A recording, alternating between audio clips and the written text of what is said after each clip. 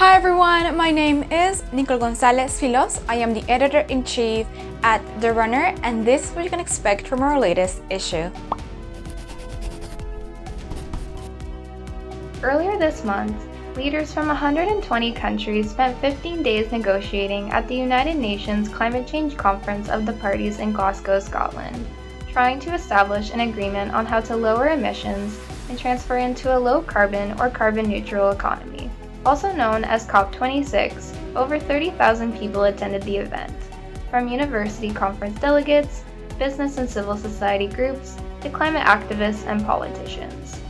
The final negotiations at COP26 went 24 hours past the deadline of 6 p.m. on November 12th. They concluded with the Glasgow Climate Pact, a document that explains how nations will phase down coal, provide financial help to developing countries to mitigate climate change, and stricter rules for global carbon markets. Some promises that world leaders made included reducing methane emissions by 30%, halting and reversing deforestation, and for developed countries to stop using coal by 2030 and for other countries by 2040. The Runner asked KPU and UBC climate experts their thoughts on COP26. We asked Paul Richard, an instructor from the Environmental Technology program at KPU, and Quallen Student Association Sustainability Coordinator Aaron Peterson. At UBC, we chatted with Temitope Onifade, a graduate law student and one of the COP26 delegates for the university, and Terry Sunderland, who is also a COP26 delegate and an instructor in the Forest and Conservation Sciences program. A greener future is possible, but there is still a long way to go, experts say. One of the articles I worked on for this issue is upcoming course in KPU called The Science and Practice of Wellness. So in this course, students will partake in activities that contribute to wellness and well-being. Jocelyn Limburner is an instructor in the psychology department as well as a registered psychologist, and she will be teaching the course. She plans to make it hands-on where students can partake in various wellness practices.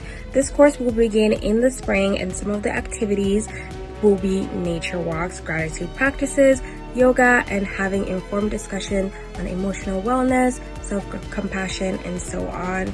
Limburner hopes to have at least 2 to 3 sections of this course in a year, and she hopes it gets full enrollment in the spring. So if you want to read more about why this course is important for students, check out our article on our website.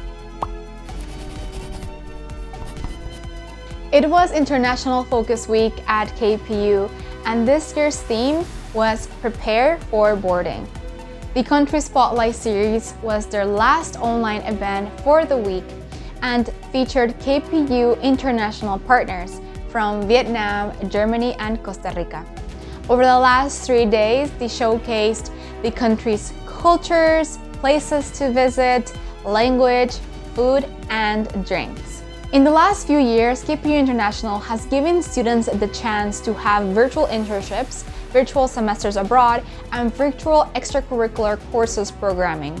With Costa Rica, KPU students have the chance to do an 8-week virtual internship program starting in January. To do the 8-week virtual internships, students will need to pay $800 US, which is around $1,000 Canadian. But the fee goes towards the administration on language and cultural lessons and mentorship. But students can apply for funding and scholarship awards to cover these fees. To read more, visit runnermag.ca.